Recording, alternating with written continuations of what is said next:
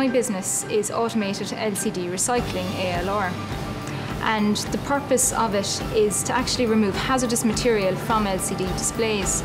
So there's European legislation that says that you actually have to take out two specific hazardous materials from these displays. And according to the EU legislation, when it's actually being disposed of, you must remove the LCD, the liquid crystal glass panel. So this needs to be removed from televisions. And the second item is these fluorescent tubes. As you can see, there's an array of them. They actually contain mercury inside of the tubes. So if you have a lot of these TVs being dumped, you can eventually accumulate lots of mercury. What we have is a recycling system that can actually remove these hazardous materials in a fast and efficient process. And what you're looking at is providing this type of recycling equipment to recyclers all over the world.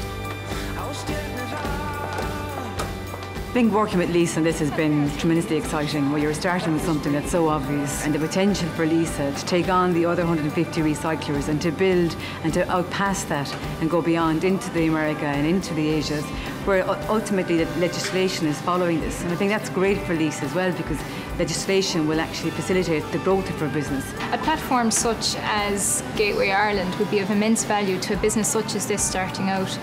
To be able to generate those connections and maintain them. I think Gateway Ireland is a fantastic opportunity. It's something very obvious, but yet it hasn't happened to date. It is a global interactive website. There's a lot out there, but it's out there remotely, and it's about us now having that together on one central point.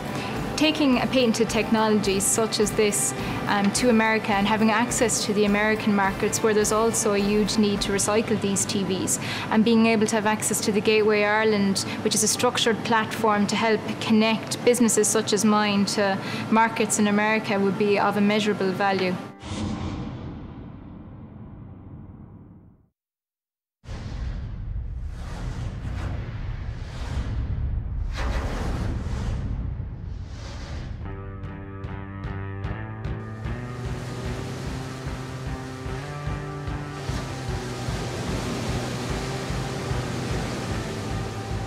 Wavebob is an Irish wave energy company. So unlike some of the more traditional forms of renewable energy, such as wind or solar that we're more familiar with, Ireland enjoys a very, very rich resource in terms of ocean wave energy. And in fact, Ireland is probably the Saudi Arabia of the wave energy industry. We have one of the world's, if not the world's, largest ocean energy resource on our doorstep on the west coast of Ireland.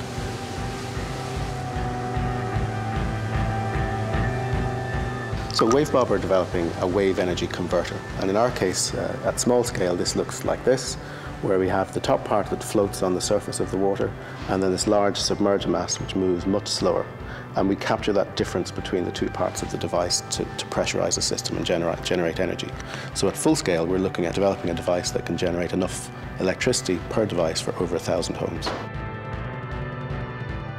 I think there's a challenge when you're developing innovative technology that is very heavily patent protected. So we enjoy the opportunity to exploit that intellectual property, but very often many companies will hold that close to themselves and they don't share it because they see that as a core asset. One of the things that we have tried to do a little bit differently is to connect more.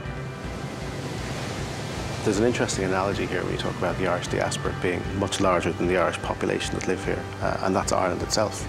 More than 90% of Ireland's territory is underwater. So we have more ocean than we have land.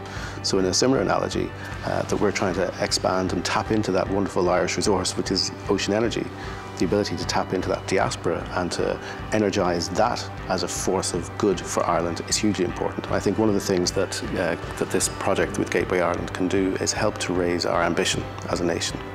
I think one of the things that we are challenged by is our size, and we set our ambition according to the size of our economy and the size of our population. Whereas by moving onto a global platform, I think Irish businesses now have access and a channel to a global resource and to a global business place.